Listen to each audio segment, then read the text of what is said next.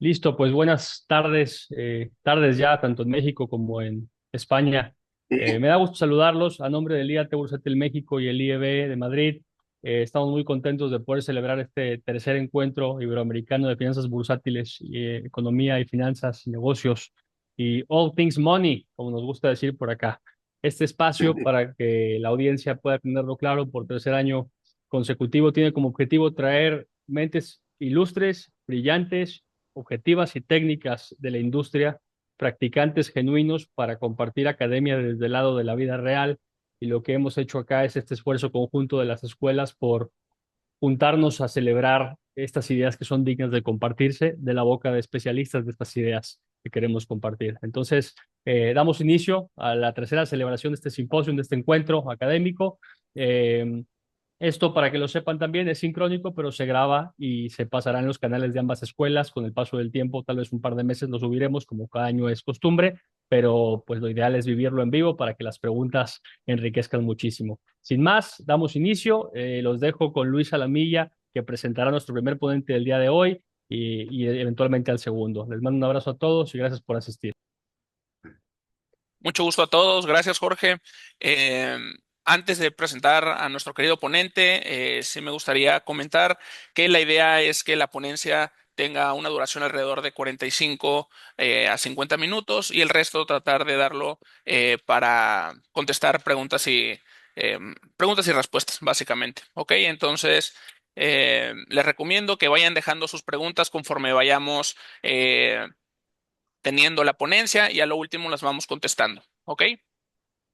Entonces empezamos. Nuestro ponente el día de hoy es Javier Sánchez Verdasco. Actualmente desempeña su actividad profesional en consultoría y formación financiera. Cuenta con 14 años de experiencia en banca de inversión en puestos directivos de las áreas de análisis bursátil, gestión de carteras, mercados y riesgos financieros. Y tiene 23 años en consultoría y formación financiera. Muchas gracias, Javier. Es un gusto tenerte aquí y por favor, adelante. Muchísimas gracias. Buenas tardes a todos. Agradeceros a los que podáis y queráis tener vuestra cámara encendida para tener una interacción mejor. El que no pueda, pues estupendo.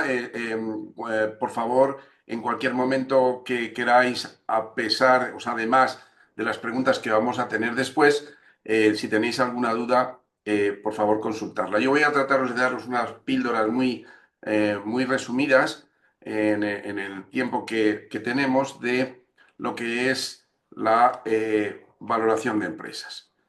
¿De acuerdo? Fijaros. No sé si alguno sabéis o recordáis quién es Benjamin Graham. Quizás no le conozcáis, sí que conozcáis a Warren Buffett. Benjamin Graham fue el profesor de Warren Buffett y tiene una frase muy conocida que dice, Price is what you pay, value is what you get. Como sabéis, precio es lo que pagas, valor es lo que obtienes. Y esto nos da los dos modelos de valoración de empresas que usamos fundamentalmente. Uno es price is what you pay, es valoración por múltiplos comparable, y value is what you get es la valoración por descuento de flujos. De una manera muy resumida, cuando nosotros vamos a ver el precio de una acción en bolsa, luego hablaremos de ello, al final buscamos unos múltiplos, el más conocido es precio dividido entre beneficio, que nos dice el price earning ratio, y nos dice cuántos euros estamos dispuestos a pagar por cada euro de beneficio que tiene la empresa. En la parte de valor es no el precio que se paga ahora, sino el valor que vamos a obtener por realizar una inversión. Ejemplo, el precio, un múltiplo en el mercado inmobiliario, real estate, sería cuántos euros o dólares o pesos mexicanos pago por el metro cuadrado de edificación. Entonces, si tengo 300 metros cuadrados y el precio es 2.000, pues dólares, pues serían 600.000 dólares sería el precio de ese inmueble. En el caso de el valor que obtienes, entraríamos a decir, bueno, estamos alquilando ese inmueble que he pagado, porque he pagado un dinero, y voy a tener un alquiler, quitando gastos, quitando impuestos, y lo voy a actualizar a valor presente, lo voy a traer a valor de dinero de hoy. Y eso sería el equivalente entre lo que pago y lo que obtengo, y eso al final tendría que ser positivo. Lo que llamamos un Net Present Value, Net Asset Value o valor actualizado neto positivo. Así que, por un lado tenemos lo que pagamos y por otro lado tenemos lo que obtenemos. El problema que hay cuando utilizamos el Price is what you pay es que hay veces que si nos encontramos en una burbuja de precios, podemos estar pagando más precio que el valor que realmente tiene el mercado. ¿Y qué hacemos los analistas? Los analistas cruzamos los dos sistemas de valoración. Hallamos la valoración por descuento de flujos por un lado y luego hallamos la valoración por múltiplos comparables por otro. Por eso os digo que úsalo el what you pay con cuidado, que te puede arruinar. Si estás pagando el precio, el múltiplo que hay en el mercado por un activo determinado, puedes estar equivocándote igual que el mercado se equivoca, si estás en un momento de sobrevaloración de precios. También puede ocurrir lo contrario, que los precios que estás pagando en el mercado sean inferior a lo que obtienes. Bien, what you get, ¿qué es lo que nosotros obtenemos en un proyecto o en una empresa? Recordar que al final una empresa es una suma de muchos proyectos. Pues primero, estimamos el dinero generado por el negocio que queda a disposición de los inversores. Nosotros no tomamos decisiones de inversión en base a ratios y a situaciones actuales del proyecto o del negocio, ni del pasado. Lo tomamos en función de lo que va a darme de aquí en adelante. Y a esto le vamos a llamar el cash flow libre, free cash flow to the firm en inglés, que es el cash flow libre para la firma. ¿Qué es el cash flow libre para la firma? No es la utilidad, no es el beneficio neto, como llamamos aquí en España, no es la utilidad o la ganancia, no, es un concepto de caja, dinero que realmente está ahí. Yo os he pasado, aparte de en las diapositivas que tenéis ahora, os he pasado otro PowerPoint con información complementaria, en la que se explica cómo se calcula el cash flow libre para la firma en base a una serie de variables que sacamos de la contabilidad. Pero en definitiva es el dinero que queda a disposición de los inversores después de pagar gastos, pagar impuestos y, muy importante, dedicar el dinero necesario que necesito para las inversiones. ¿De acuerdo? Ese sería el cash flow libre. Y ahora después decimos, muy bien, si yo voy a ganar dinero, ya, pero ahora tengo que equilibrar lo que estoy invirtiendo y lo que voy a recibir y tengo que sacarle una rentabilidad. ¿Qué rentabilidad exijo? Pues depende del riesgo que obtenga. Si yo estoy invirtiendo en bonos de Estados Unidos, que son AAA, el rendimiento de esa inversión es un 3% si los bonos del Estado americanos tienen un rendimiento del 3%. Pero en el momento en que empiezo a invertir en bolsa, voy a pedir una prima de riesgo de un 5% más, un 6% más, porque ya estoy hablando de activos con riesgo. No es lo mismo invertir en Estados Unidos que invertir en Venezuela, que invertir en Rusia, que invertir en Francia. Cada país va a tener un riesgo que el mercado va a valorar y por lo tanto ese 5, ese 6% que diríamos si estamos hablando de Estados Unidos, si estamos hablando de Alemania en Europa, España no es libre de riesgo, Francia no es libre de riesgo, Italia no es libre de riesgo, México tampoco es libre de riesgo. Estamos hablando de soberanos AAA. Y esos son los únicos que son libres de riesgo en su moneda respectiva. Y bueno, pues a esto le vamos a tener que añadir un riesgo dependiendo del país en el que esté, dependiendo del sector o el tipo de negocio en el que esté invirtiendo. Por tanto, a mayor riesgo, exigiré una mayor rentabilidad. Esto es lo que llamamos el coste de capital o Weighted Average Cost of Capital. En inglés, traducido a español, coste de capital medio ponderado. Y una vez que tenemos estos dos parámetros, que es el dinero que voy a recibir, que tiene su trabajo, hay que estimar cuánto voy a vender, qué precio voy a poner a mi producto, cuál cantidad voy a vender, qué costes voy a tener de personal, de materia prima, etcétera. Una vez que llego al conocimiento del cash flow libre que voy a generar y sé el coste de capital, el rendimiento que le voy a exigir, hay el valor máximo que estoy dispuesto a pagar por ese proyecto. Bueno, hay un concepto muy importante en inversiones que es el valor del dinero en el tiempo, que es el valor inicial que estoy dispuesto a pagar. Si imaginaos que tenemos una inversión en un plan de pensiones, un plan de jubilación, retiro, en el que voy a recibir 60.000 euros dentro de 20 años. Si una inversión segura, libre de riesgo, es un 3%, a mí me dará igual invertir una cantidad tal que invertir al 3% con seguridad para recuperarlo durante 20 años se conviertan en 60.000.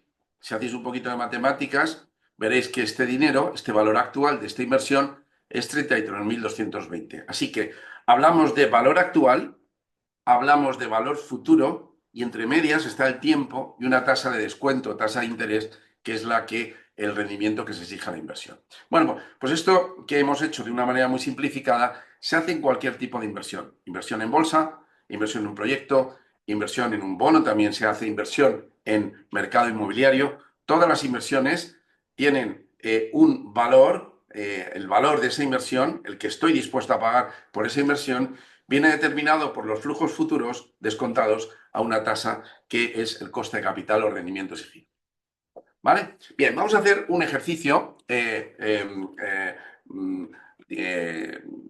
sencillo de cómo se valoraría un proyecto. Estamos hablando, comprar una vaca, el ganadero quiere saber cuánto puede pagar por la vaca, producimos 1.000 de cash flow cada año durante 3 años, el ganadero tiene ahora 60 años y al final de los 3 años la vaca se muere. Esto significa que es un proyecto sin valor terminal. El rendimiento necesario para remunerar las inversiones del ganadero y del banco, los dos, es el 8,5% y nos piden que calculemos el precio que estamos dispuestos a pagar por esa vaca. Muy bien, pues al final decimos, mira, aquí tenemos aquí se ha ido un poquito, perdonad. Aquí se ha ido un poquito aquí estamos ya mejor. Tenemos el valor inicial, que voy a recibir 1.000, voy a recibir 1.000 dentro de 2 años y 1.000 dentro de 3 años. Esto es leche limpia de polvo y paja, de gastos, de impuestos, de inversiones. Esto es lo que le queda neto para repartir a los dos tipos de inversores. Recordad que tenemos dos tipos de inversores. Uno son los bancos y otros son los accionistas. Los dos ponen dinero y los dos van a querer tener un retorno. Es verdad que una vez que lleguemos al cash flow libre, vamos a pagar primero a los bancos y lo que sobre se pagará a los accionistas. Bien, y entonces el valor inicial del primer flujo son los 1.000 descontados al 8,5, como hemos hecho antes, aquí, ¿recordáis? Bueno, pues descontados al 8,5, si hacéis las cuentas, pues os da 922. Por el segundo flujo, como son 2 años, tengo que buscar qué valor hoy en el que le saco una rentabilidad del 8,5 y luego del 8,5 se me pueden convertir en 1.000. Despejo me da 849 y por el tercer flujo 789.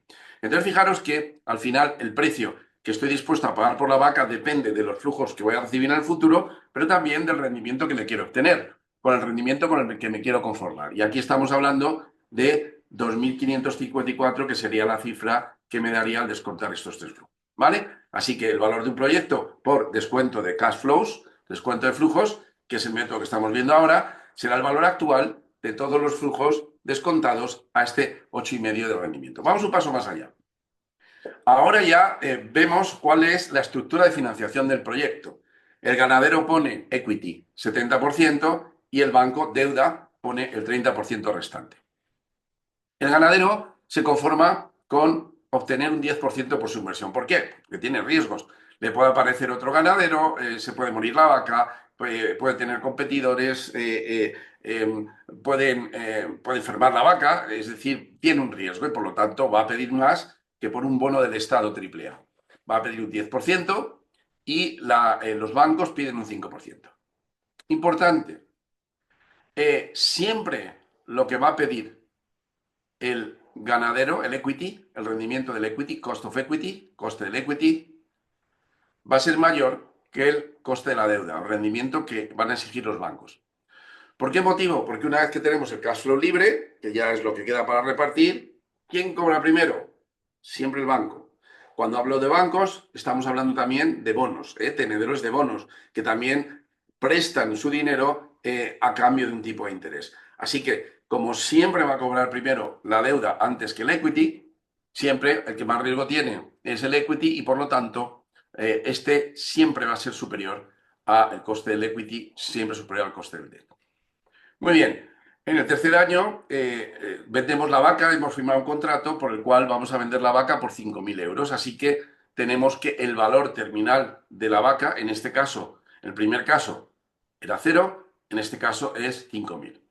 Entonces, ¿en qué cambia el análisis? Bueno, cambia en que ya sabemos desglosar de dónde salía este 8,5, que en principio os dije que era, bueno, pues que era el rendimiento que exigían los inversores, todos juntos. No, no, ahora ya desglosamos y si os fijáis, lo que hacemos es, si el 70% de los inversores equity piden un 10 y el 30% piden un 5, el coste medio de capital ponderado es 70% por 10, ponderado por el 70%, 30% por 5, me daría 8,5. Estamos asumiendo un mundo sin impuestos. En la información complementaria que os doy, ahí se explica cómo influyen los impuestos, que tenía un escudo fiscal que disminuiríamos el coste de la deuda. Pero de momento, para simplificar, dejémoslo así, dejemos en un mundo sin impuestos y el cálculo del coste de capital se simplifica con esta fórmula que tenéis aquí. Bien, entonces al final, en una hoja de cálculo, fácilmente, no lo vamos a hacer, 1.000 dividido entre 1 más el tipo de descuento, 8,5 elevado a 1, elevado a 2 y elevado a 3, como hemos visto aquí, igual, pero aquí ya os estoy mostrando el pantallazo, una hoja de cálculo, hacéis los cálculos, cuidado que aquí ya tenemos un valor terminal, ¿verdad? En el año 3 tenemos 1.000 euros de leche de la vaca, pero también tenemos 5.000 de la venta de la vaca. Hacemos el valor descontado y me da 6.469. Precio de la vaca. A esto le vamos a llamar en valoración de proyectos el Enterprise Value. ¿De acuerdo? Es muy difícil de traducir al español porque se confunde con el valor de la firma. Firm Value, Enterprise Value. El Enterprise Value, y acabamos utilizando, incluso los que hablamos español, acabamos utilizando ese concepto, es, para que os hagáis una idea, si vosotros tenéis una casa, ¿no?, que vale 400.000 dólares y tenéis una hipoteca o mortgage con el banco de 300.000, el Enterprise Value, que es el valor de la casa, que es el precio de la vaca en el mercado del activo, son 400.000 euros. Pero si queréis saber lo que vuestra riqueza, el equity, lo que vosotros tenéis, al Enterprise Value le quitamos el valor de la deuda y tenemos el Equity Value, o Market Capitalization, o Market Value of Equity. ¿Correcto? Por tanto, veis que este es el Enterprise Value, lo que valdría la vaca, pero si cotizara la vaca en bolsa, lo que valdría sería 4.528, porque le tienes que quitar la deuda. ¿De acuerdo? Bien, y esto es en suma lo que es, en qué consiste la evaluación por descuento de cash flows. ¿De acuerdo? ¿Tenemos alguna pregunta hasta aquí? ¿Queréis intervenir alguno? Hasta ahorita no tenemos ninguna pregunta en el chat, estimado Javier. Bueno, estupendo, pues seguimos adelante. Muy bien, entonces ahora fijaros, ahora nos vamos al, recordar, volvemos para atrás, price is what you pay, value is what you get. Hemos visto el what you get, de una manera resumida. En la información complementaria, como os decía, tenéis muy ampliado cómo se calcula ese coste de capital, cómo se calculan esos cash flows y cómo se hace todo el proceso detallado de valoración. Aquí estamos haciendo un análisis muy global. Y entonces ahora vamos a ver what you pay, qué es lo que pagas. Valor es lo que obtienes, es decir, qué cosas voy a obtener con ese activo que tengo. Si es un inmueble, voy a obtener rentas de alquiler. Si es una empresa, voy a obtener dividendos y valor de plusvalía del valor de la acción. ¿De acuerdo? Entonces, ahora vamos a ver el método de múltiplos comparables. Muy bien. Aquí hay, 100, 200, 300 son los que queráis. Los múltiplos comparables, pues mira, hasta aquí no viene precio por metro cuadrado. ¿Correcto? Puede ser precio por número de clientes, es decir, cuánto pago por una compañía de telefonía móvil dividido entre el número de clientes, ¿no? Hay numerosos múltiplos. Los más destacados que más utilizan son estos que os pongo aquí. Capitalización. Cuando hablamos de capitalización entre beneficio, es capitalización bursátil. Esto es cuánto costaría comprar el 100% de una empresa en bolsa, el 100% de las acciones en bolsa, ¿vale? Si quisieras comprarla, el 100% de las acciones. Dividido entre el beneficio de toda la empresa. Si tú quisieras, también podrías hacerlo como precio de una acción entre beneficio por acción. En inglés, earning per share. Beneficio por acción. Es lo mismo. La única diferencia es que multiplicas en ambos casos por el número de acciones. Es decir, que estos ratios se pueden calcular o globalmente o por acción, ¿no? Aquí tenéis la capitalización cash flow contable, ventas, deuda entre EBITDA, deuda más capitalización entre ventas. Este deuda más capitalización es lo que nosotros, hemos llamado enterprise value, ¿de acuerdo? Esto es, ¿vale? Este número de aquí, deuda financiera más capitalización. Esta es la capitalización, esta es la deuda y esto sería enterprise value o deuda más capitalización, ¿vale? Enterprise value aquí. Y esto sería el cash flow libre. Bien, bueno, pues tenemos distintos ratios. Yo me voy a centrar solamente en 3 para luego abrir el turno de preguntas. Voy a intentar dejaros el mayor tiempo posible para que hagáis las preguntas que se os susciten.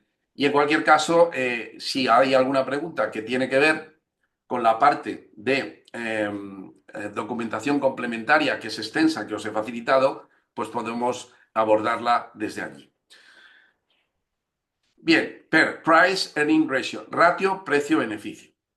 Os voy a cruzar 3 modelos diferentes con 3 variables distintas para que veáis cómo se utilizan estos ratios para hallar el valor de una empresa.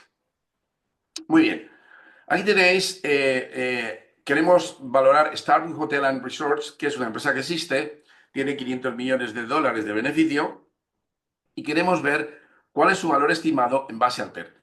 No tenemos tiempo de calcular precio, cantidad, ventas, costes de personal, costes de electricidad. No tenemos tiempo y además sabemos, tenemos un nivel de finanzas limitado, porque esto te permite valorar empresas con menos conocimientos. Y sobre todo estamos un poco vagos, perezosos, no queremos trabajar, ¿no? Y entonces digo, muy bien, me voy a coger 3 empresas que sean parecidas a Starwood Hotels y son Hilton, Marriott, Intercontinental. Y me voy y digo market capitalization, estos son 26 American Billions, que son 26.000 millones de dólares, ¿de acuerdo? 50.000, etcétera, etcétera. Y aquí tenemos el price earning ratio. Aquí han dividido el market capitalization entre el número de acciones, entre el beneficio neto total de la empresa y da que es precio entre beneficio 21,6, 38,3, 16,91. Entonces digo, bueno, a ver, mi empresa, si en vez de 3 tengo 10 comparables, mejor, ¿no? La estadística es mejor. Aquí ponemos un ejemplo de 3. Si mi empresa es igual que estas, se dedica a lo mismo, pues hombre, lo lógico es que el PER, Price Earning Ratio mío, el dinero que el mercado está dispuesto a pagar por cada euro de beneficio, por cada dólar de beneficio, perdón, en esta ocasión sería muy similar al de las empresas del sector. Así que voy a hallar la media, la divido, sumo y divido entre 3 y entonces tomo prestado ese PER de empresas parecidas a mí y digo que ese PER es 25,62. Capitalización entre beneficio igual a 25,62. Despejo, ¿vale? 25,62 el ratio igual a capitalización entre 500 porque esta empresa tiene 500 millones de dólares de beneficio. Despejo y ya muy rápidamente veo que esta empresa vale 12.810 millones de dólares, ¿vale? Si luego quiero saber por acción, divido entre el número de acciones. ¿Verdad que es fácil y sencillo y rápido? Vale, pero esto tiene sus ventajas porque es muy rápido y es muy intuitivo, pero claro, aquí este PER es una empresa que tiene más calidad que otra, ¿verdad?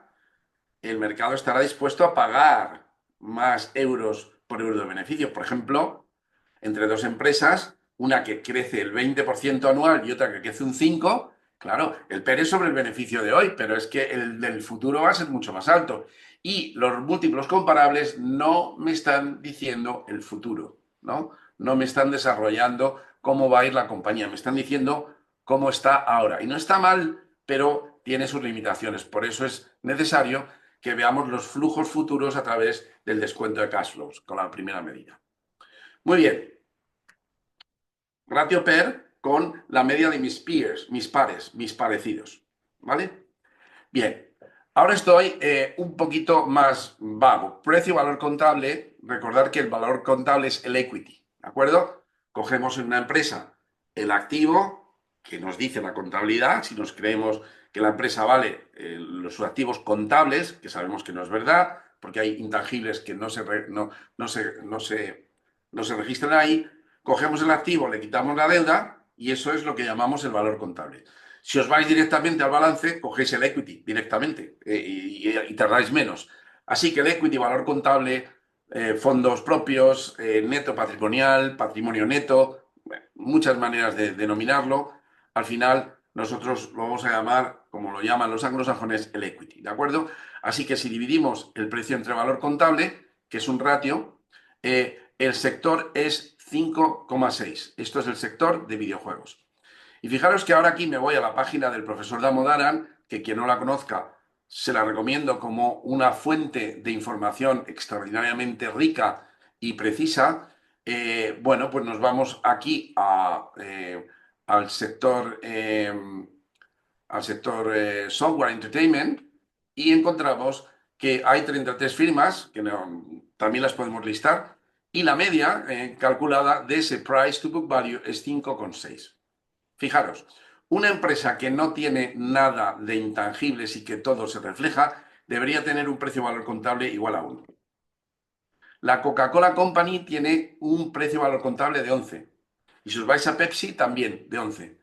Y Amazon tiene 7. Y Software Entertainment tiene 5,6. Cuando tú tienes un precio-valor contable alto, significa que hay bastantes intangibles que existen en la empresa y que no se pueden reflejar en el balance, como la marca, la redistribución, los recursos humanos.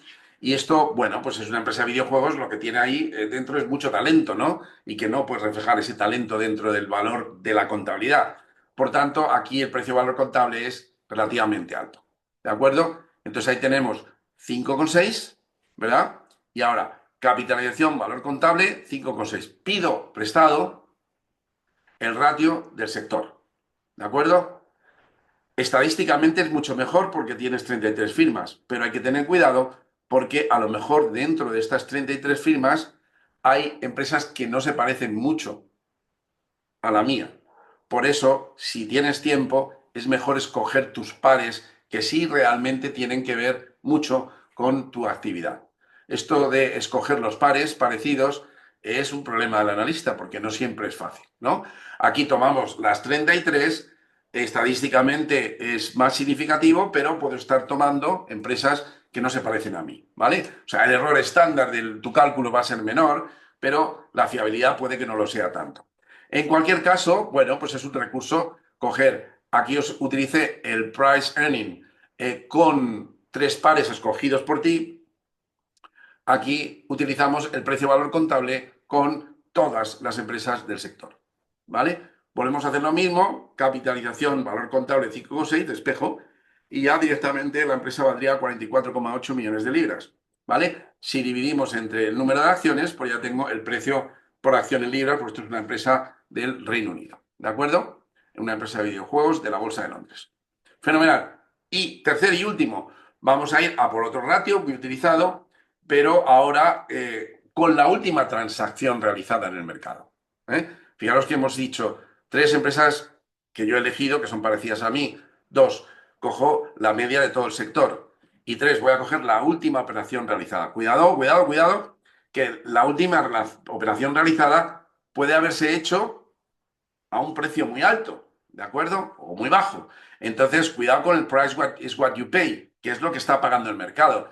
¿Es una referencia? Claro que sí, pero no necesariamente a lo mejor es el valor que tú quieres pagar. Vamos allá. Y ahora nos vamos a una operación en la que tenemos, bueno, el Enterprise Value. Recordar que esto es deuda financiera más equity entre ventas, ¿vale? Y entonces, esto es un ratio muy utilizado en el sector de distribución, de alimenticia, distribución retail. ¿Por qué? Porque si yo voy a comprar una cadena de supermercados de alimentación en una zona geográfica determinada y van a ser 12 tiendas, es un pequeño negocio que lo voy a incorporar y soy Carrefour, ¿no? Y lo voy a incorporar a mi red. A mí no me importa tanto que la empresa tenga beneficios, que a lo mejor no tiene porque su tamaño es demasiado pequeño, sino que vaya gente a comprar. Porque cuando vaya yo y imponga mis sistemas logísticos, mis sistemas de gestión, y voy a poder comprar las lentejas a un precio muy inferior al que lo compraba antes porque mi volumen es enorme, entonces voy a tener unas grandes economías de escala y aunque la empresa no esté dando beneficio, lo que me interesa es que venda y esas ventas les voy a sacar yo el margen que tiene el resto de mi negocio. Por lo tanto, en algunas ocasiones es más aconsejable utilizar el ratio precio-ventas o enterprise value ventas que el precio-beneficio, que es el rey. El ratio rey de los múltiplos es el precio-beneficio, pero en ocasiones puede ser interesante hacerlo de esta manera, que es lo que estoy haciendo yo aquí. Bueno, pues Eroski compra por 1.100 millones de euros, incluye deuda financiera por 300 y las ventas son 1.485. Mercadona es una empresa no cotizada, tiene 20.000 millones de ventas y no tiene deuda. ¿Cuál es su valor teniendo en cuenta la última transacción del mercado? Bueno, pues la última transacción del mercado es 1.100 millones que se pagaron, ¿verdad? 1.100 millones por unas ventas de 1.485. Si divides uno entre otro, esta empresa se vendió a 0,74 veces las ventas. ¿De acuerdo? Si yo creo que mi empresa también debería cotizar o venderse a 0,74 veces mis ventas, muy fácil. Las ventas son 0,74, que es el ratio, Enterprise Value, que es lo que quiero hallar, dividido entre 20.000, que son las ventas, despejo, y ya tengo muy rápidamente, sin hacer descuento de cash flow, sin estimar las ventas, sin estimar los metros cuadrados de superficie, sin estimar los costes, nada. Sin estimar nada, muy rápidamente tengo un valor de la empresa que son 14.814 millones de euros, ¿vale? Si ahora quiero saber el equity, en este caso, esta empresa tiene deuda financiera cero, pues su enterprise value y su market capitalization coinciden y son iguales a 14.814. ¿De acuerdo? Bien, pues esa es toda mi exposición. Abrimos, como veis, hay muchísimas cosas de las que tratar, porque hemos hecho una exposición generalizada, abierto a vuestras preguntas, y si en caso que no tengáis, iré a la parte complementaria a poder ampliar un poquito más algún aspecto que tengáis interés. Claro, Javier, pues muchísimas gracias. Por el momento no hay ninguna pregunta. Pudiéramos dar un par de minutos para que se elaboren. En el Inter, si tú crees conveniente visitar la presentación complementaria, que también Claro, hago aclaración que ya ambas presentaciones, la que estás mostrando y la complementaria, están en el chat para el que la quiera descargar. muy bien, ahí vamos. Gracias, Javier.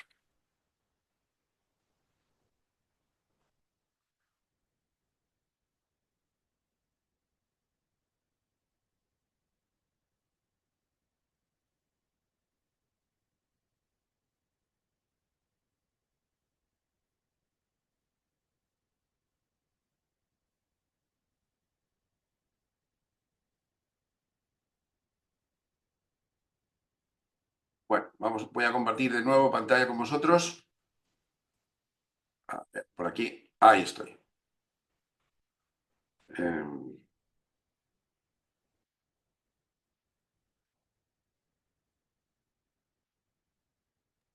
Listo, ya la vemos.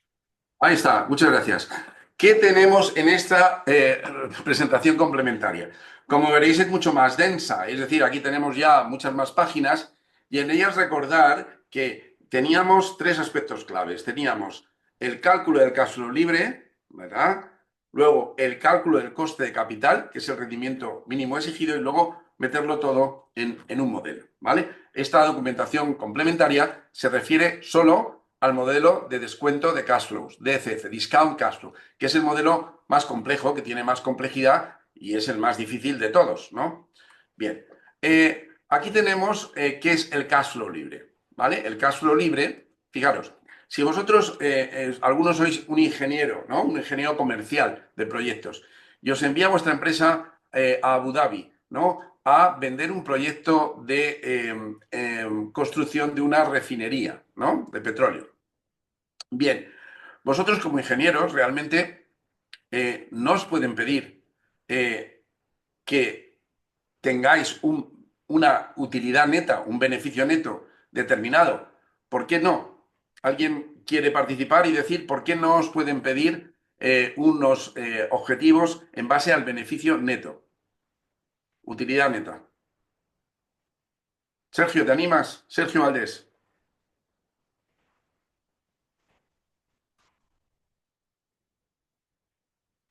Arturo, ¿te animas?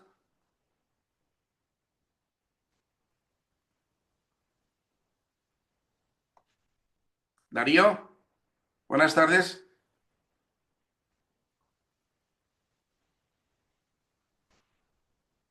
Bien, ¿por qué nos pueden pedir ganancia neta? Porque vosotros como ingenieros no tenéis responsabilidad sobre qué nivel de endeudamiento va a tener la compañía, ni tampoco sobre los tipos de interés que os van a aplicar los bancos, por lo tanto los gastos financieros. Así que cuando estamos hablando del cash flow que genera para el proyecto, queremos ver el dinero que genera el proyecto para los dos tipos de inversores, que son los bancos y los inversores de equity. Y por eso se habla del leverage cash flow o de cash flow desapalancado. Y la fórmula para calcular el cash flow es EBITDA menos impuestos menos inversiones. Estas inversiones son aumento del activo fijo neto o activo no corriente neto, CAPEX, Capital Expenditure, o incremento del activo circulante, que son las necesidades operativas de fondos, o en inglés, Operating Working Capital. Por un lado, el cash flow que te queda es EBITDA, recordar, esto sabéis que es Earnings Before Interest, Taxes, Depreciation, Amortization. Es decir, beneficios antes de intereses, impuestos, amortizaciones. Los anglosajones dicen depreciation para los tangibles y amortization para los intangibles. Y aquí entonces tienes que quitar las inversiones en maquinaria y las inversiones en, por ejemplo, existencias, inventarios, o también en financiar dinero a mis clientes, ¿vale? Activo circulante igual a inventario más cuentas a cobrar menos cuentas a pagar. Y este sería el caso libre. ¿Qué ocurre? Que como el EBITDA, como el DA, como las amortizaciones fiscalmente están exentas de pagar impuestos, le quito las amortizaciones, calculo los impuestos y se las sumo. Por eso veréis que esta fórmula se convierte en esta otra. Le quitamos las inversiones y esta es otra manera de estas amortizaciones que están más, veis que están aquí en menos menos. Aquí vemos otra manera de calcular el cash flow libre en la que se determina la inversión neta nueva que utilizamos para crecer. ¿De acuerdo? Si una empresa invierte 100 millones y las amortizaciones, que son el desgaste de la maquinaria, son 100 millones, pues está invirtiendo solo para reponer las máquinas que se desgastan, ¿verdad? Solamente para eso. No puede crecer. CAPEX menos amortizaciones, la llamamos nueva inversión, es si inviertes 120 en maquinaria y eran 100 para reponer las antiguas, tienes 20 para comprar nuevas, que te van a dar una mayor capacidad de producción en tu empresa. ¿De acuerdo? Así que estas dos fórmulas son las alternativas que utilizamos.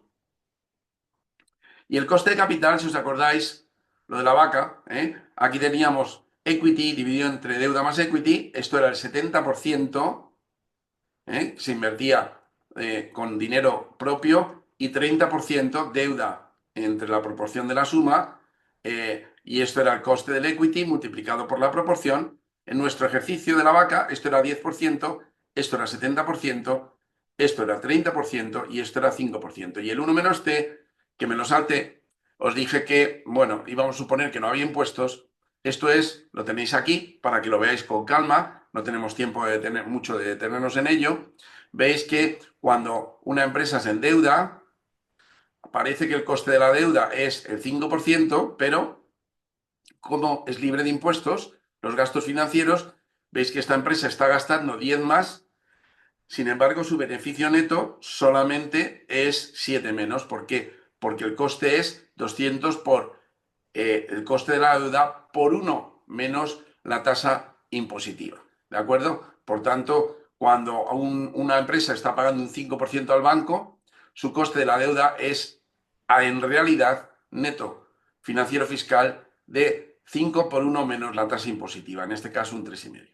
¿Vale? Esto es el motivo por el cual os va a aparecer en Corporate Finance un 1 menos T con muchísima frecuencia. ¿Vale? Bien, aspectos adicionales a tener en cuenta. Y ya termino breve para abrir el turno de preguntas, que seguramente habrá surgido alguna. Os decía que el rendimiento que exige un accionista va a depender de el tipo de interés libre de riesgo de un gobierno AAA, 3%, si es en dólares, la prima de riesgo en Estados Unidos, Alemania, yo le pongo un 5 siempre, aunque hay variabilidad. Aquí tenéis cómo se calcula. Y la beta es el factor de riesgo de un negocio determinado.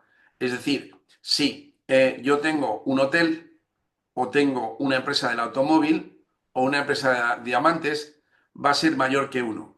Si tengo una empresa que reproduce toda la bolsa, igualmente esta beta va a ser 1. Esta beta me dice si mi negocio es más volátil, más arriesgado que la media del mercado o menos. Empresas como de agua, electricidad, alimentación, farmacia, van a tener una beta menor que 1. ¿De acuerdo? En general. Aquí tenéis, digamos, modos de calcular esa prima de riesgo para que lo podáis ver con calma. Tenéis aquí muchísima información de dónde recurrir para verlo con más profundidad. Aquí tenéis un ejercicio de la prima de riesgo que ha habido en el mercado implícitamente a lo largo del tiempo. Veis que aquí, por ejemplo, hay un dato curioso. En el año 1999-2000 fue la burbuja de las .com y la prima de riesgo era tan baja como un 2. Es decir, que los inversores eran demasiado optimistas. Estaban poniendo una prima de riesgo muy baja y pagando unos precios muy altos por los activos. Como veis, esto finalmente se acaba corrigiendo y hay una especie de tendencia a reversión a la media que puede estar cerca del 5.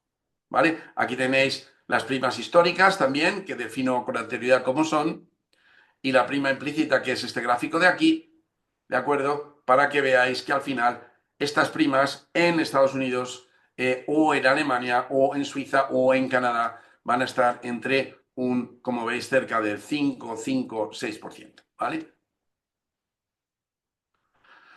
¿Cómo calculamos la prima de riesgo en Venezuela? Bueno, pues ¿cómo lo hacemos en Venezuela? Pues vemos un bono venezolano debe pagar 17,5% más que un bono americano en dólares. ¿Por qué? Porque tiene más riesgo.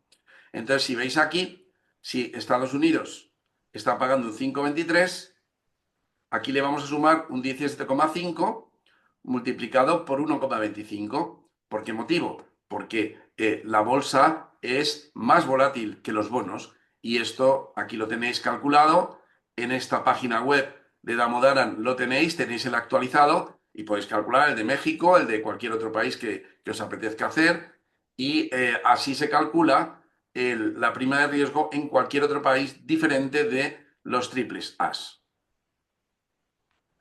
La beta. No voy a entrar mucho en ello. Aquí tenéis cómo se calcula el riesgo. Fijaros que la beta de Marriott, Intercontinental y Hyatt pues son 1,32, 1,34, 1,27, negocios parecidos, betas parecidas, y mayores que 1. Esto lo que significa es que si el Standard & Poor's sube un 1%, Intercontinental sube un 1,34 y si baja un 1% también baja un 1,34. Luego es más arriesgado que la media. Riesgo beta igual a 1 es riesgo igual que el mercado. Y muy resumidamente, hasta aquí es donde quería llegar. El resto, bueno, pues podéis analizarlo con detalle. No estaba compartiendo la pantalla, creo. Buenísimos. Sí, ahorita sí la sigues compartiendo, ¿eh? Y antes no la compartí, ¿no? No, sí, sí, también. Ah, Estamos vale, viendo sí, tu presentación. perfecto. Pues entonces hasta aquí llegamos, ¿eh? Porque no tenemos tampoco mucho más tiempo. Si hay Perfecto, alguna Javier. pregunta, Sí, sí, sí, tenemos un par de preguntas. La primera, hecha por Gustavo, dice, ¿cuál método de evaluación prefieres o consideras el más completo? muy importante. Yo utilizo los dos, ¿de acuerdo? Utilizo primero el de descuento de cash flows, el de la vaca, what you get, y luego utilizo el de los múltiplos comparables y los cruzo, ¿de acuerdo? Si me dan lo mismo, soy feliz y termino. Y si no me Ok. dan lo mismo, tengo que investigar porque hay diferencias. Y generalmente hay explicaciones.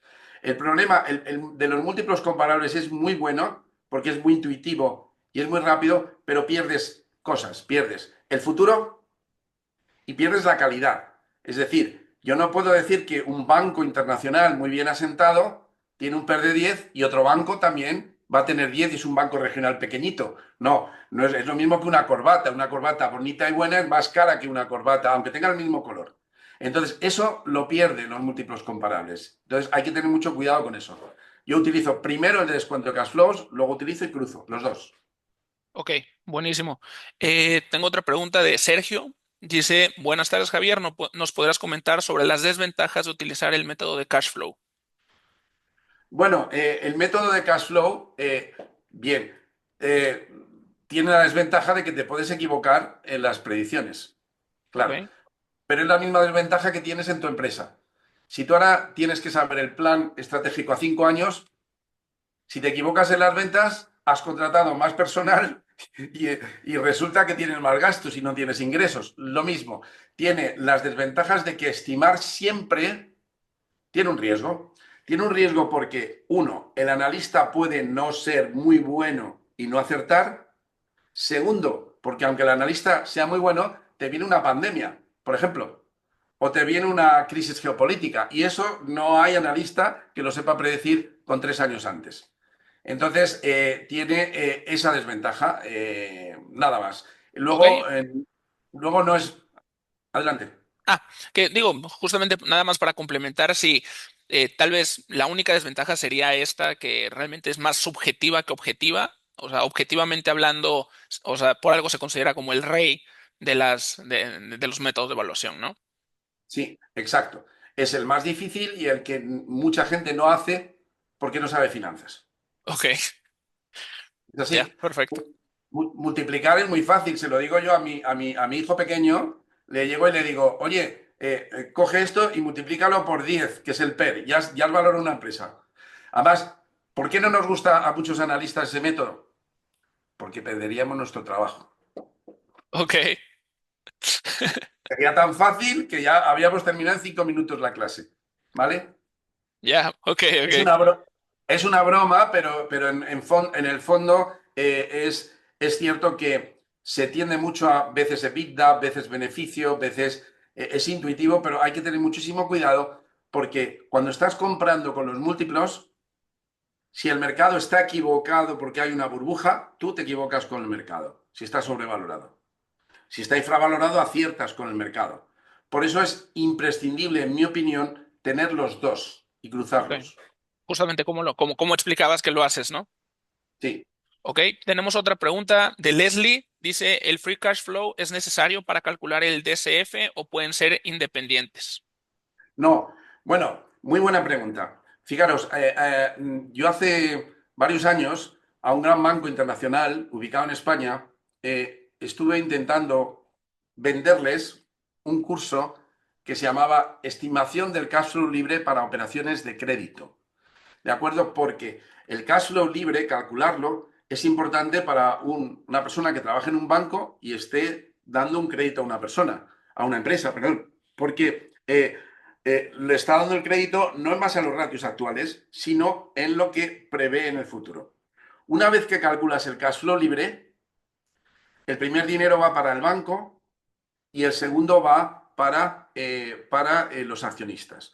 Por tanto, el cash flow libre, sin el cálculo del WACC, del coste de capital, ya tiene su utilidad, que es saber si tú puedes conceder un crédito a una empresa determinada. Hay un refinamiento de ese ratio, que es el cash flow disponible para el servicio de la deuda, que es muy parecido al cash flow libre, es sumándole el escudo fiscal, pero básicamente el concepto es el mismo. Entonces, cualquiera que vaya a otorgar un crédito o vaya, por ejemplo, a dar un crédito a un proyecto inmobiliario que va a usar el dinero para construir un edificio con apartamentos, ¿no? Y luego esa empresa te va a pagar con el alquiler que obtiene de los apartamentos. Ese build to rent también hay que calcular el cash flow libre para saber si te pueden pagar. El coste de capital al final te sirve para juntarlo y hallar la valoración del proyecto, el net present value. ¿Te sirve el coste de capital para algo sin el cash flow libre? También te sirve. Si yo calculo que el coste de capital, el rendimiento mínimo exigido en un proyecto es un 10% y ese proyecto me da un retorno, el beneficio operativo entre el capital invertido me da uno del 6, pues descarto el proyecto sin valorarlo. ¿Por qué? Porque mi rendimiento exigido es un 10 y el rendimiento que me da el proyecto es un 6. Así que digamos que sin tener el cash flow libre, también el cálculo del coste de capital me sirve para valorar, no para valorar, sino para decidir si tomo la inversión o no. No me dice el valor de la inversión, pero me dice si está por encima o por debajo y la tengo que descartar o aceptar. Perfecto, muchas gracias. Tenemos dos preguntas más. La primera es de Darío Sánchez. ¿Qué tanto peso le da usted al análisis económico en las valuaciones? Muchísimo, pero la idea es la siguiente, muchísimo porque al final cualquier medida del management de la estrategia empresarial se refleja en los números. Ahora bien, antes de llegar a esos números hay que ir hacia atrás. Es decir, ¿por qué vamos a vender más? Y ahí no entra el financiero solo, ahí entra el director de marketing para saber si va a ganar cuota de mercado, para determinar qué precios tiene que poner a su producto dentro de un mercado competitivo, para ver el análisis de la demanda. Claro, eso todo viene al modelo financiero, pero hay un trabajo detrás. Para mí, en mi opinión, en un modelo de valoración, la variable más importante de todas, con diferencia, son las ventas. Si te equivocas en las ventas, si haces bien el modelo, te va a salir un desastre, ¿no? Los flujos, Si no ¿no? sabes finanzas, te va a ser doble desastre, porque estimas mal y porque utilizas mal el modelo. Pero el utilizar un buen modelo no te garantiza el éxito de llegar a la evaluación. Tienes que dedicar mucho tiempo a la estimación de las ventas, porque prácticamente todas las variables dependen de ahí. Y eso ya no es finanzas, es marketing y estrategia. Ok, muy buena respuesta. Daniel Torres nos dice qué tan bueno es evaluar cuánto tiempo le llevaría a una empresa cubrir su deuda con el flujo de efectivo. Bien, eso es una buena medida, pero esta medida, que muchos lo llaman el payback, ¿de acuerdo? Payback, parecido, es decir, cuánto tiempo tardas en recuperar la inversión, ¿vale? A través del flujo de efectivo. Tiene dos defectos, ¿no? Uno es que no considera el valor del dinero en el tiempo, ¿vale? Si yo os doy ahora, para que hagáis en casa, después de cenar, cuando estéis aburridos, os doy 1.000.000 de euros dentro de 500 años y lo descontáis al 3%, os va a dar 37 céntimos. 37 céntimos. Entonces, es 1.000.000, pero es dentro de 500 años. Entonces, en valoración de inversiones, el valor del dinero en el tiempo es muy importante. El payback, es decir, en cuántos años tardas en cubrir el flujo de efectivo, adolece de que no puede, de no considerar el time value de money, el valor en el tiempo.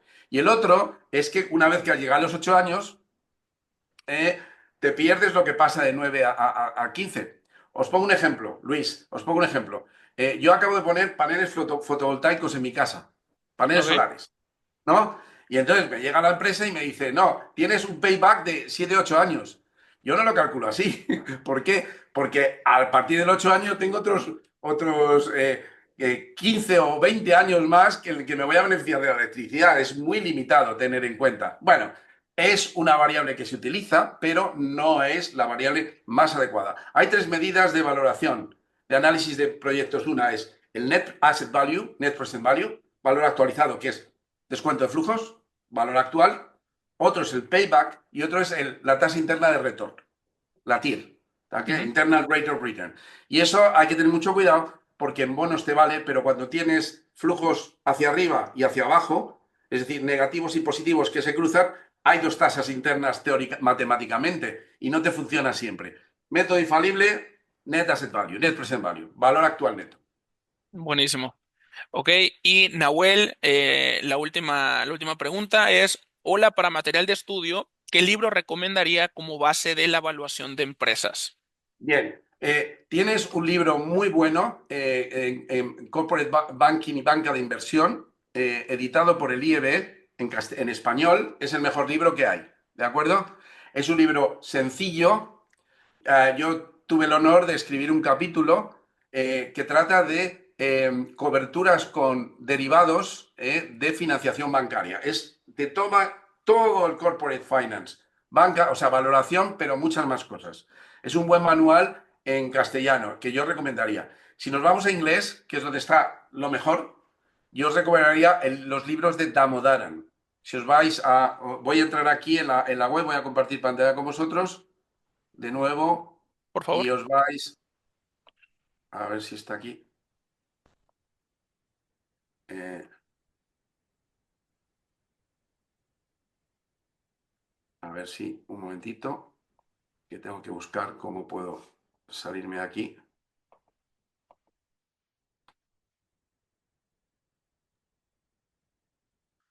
Eh, Ahí está, estamos viendo tu escritorio.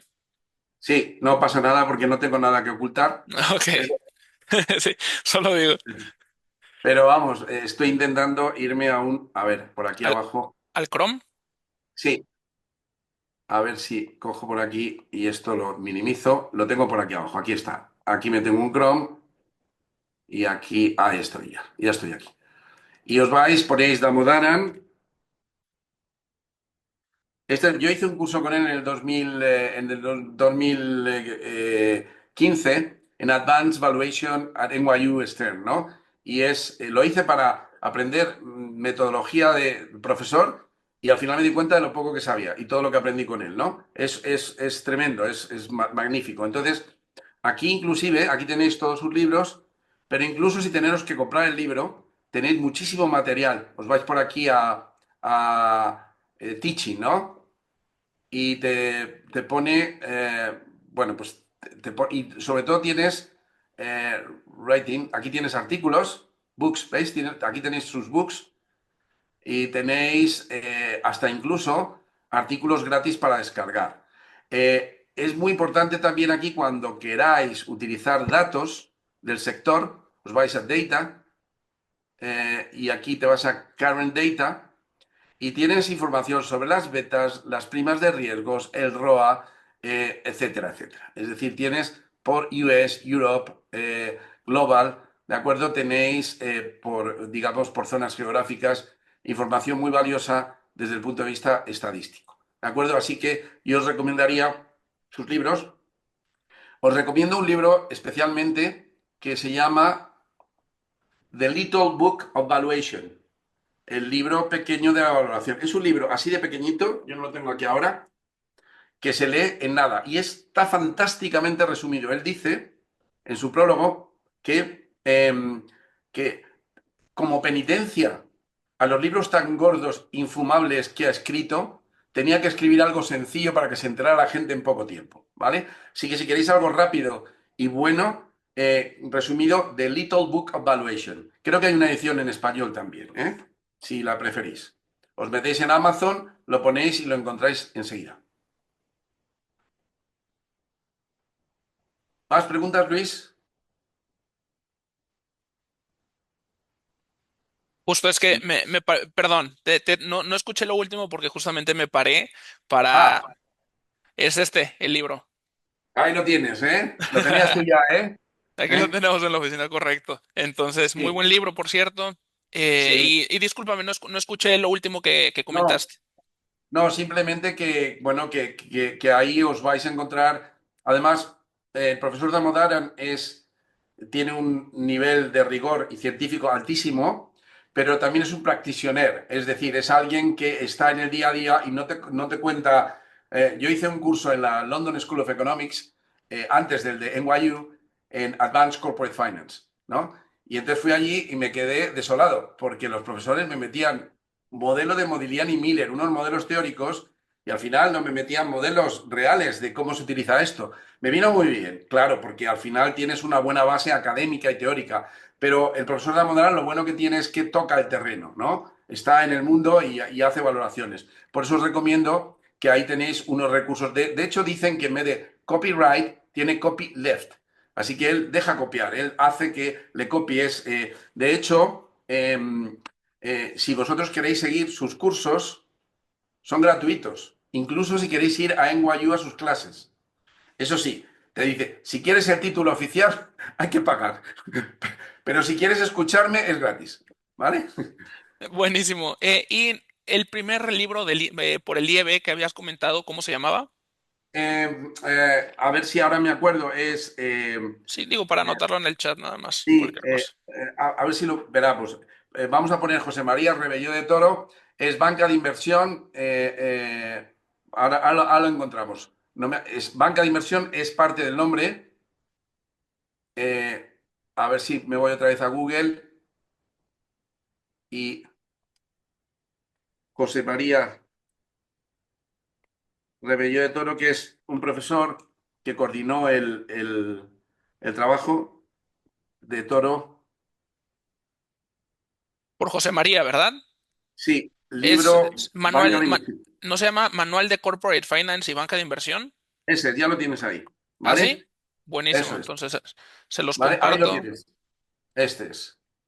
Perfecto. ¿Vale? Entonces, se los comparto por el chat. Este es un libro coordinado para todos los que lo escribieron. Bueno, a ver, algunos ya no lo son, pero son profesores del IEB. Entonces, él hizo la coordinación. Él Ujú. también tiene libros de valoración de empresas en español, también buenos. ¿Vale? Él no me va a oír y no se va a ofender en que yo diga que los de Damodaran son mejor. No se enfada conmigo. Somos muy buenos amigos. ¿Eh? Pero el Damodaran todos sabemos dónde está, ¿no? Pero él hace buenos libros también. Y en español, pues, en español tienes también otro autor muy conocido, con un prestigio mundial, que se llama Pablo Fernández, del IS. ¿Vale? ¿Te suena? ¿Cuál? Pablo. Tienes también, verás, Pablo Fernández, libros, valoración de empresas. Y yo recomiendo también que vayáis a buscar, aquí lo tienes, ¿ves? ¿Es el rojo? Sí, vayáis a buscar libros, artículos cortos también, que escriben, porque Pablo Fernández, por ejemplo, tiene escritos en inglés, ¿no? También al español, pero tiene sobre múltiplos comparables, él hace unos trabajos muy...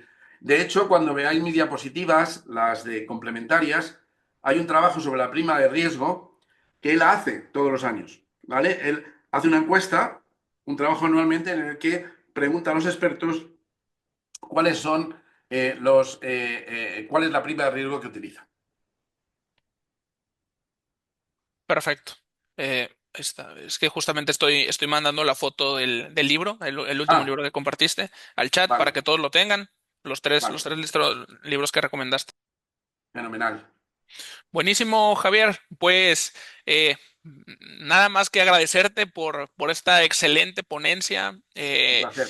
Fue excepcional realmente ver cómo de manera detallada hablaste sobre la evaluación de proyectos, la evaluación de empresas y cómo aterrizaste todo de manera excepcional a temas que pudiéramos comprender, ¿no? Entonces, sin nada más que decir, te agradezco nuevamente de parte del IAT y el IEB. Y nada más recordando que tenemos las ambas presentaciones que mostraste en el chat para que descarguen y los libros que recomendaste también. Fenomenal. Muchísimas gracias por contar conmigo. Ha sido un placer. Gracias. Y para los participantes, no se nos vayan. En un par de minutitos más empezamos con la siguiente ponencia. Gracias, Javier. Que tengas un excelente día. Muchas gracias a vosotros. Hasta luego.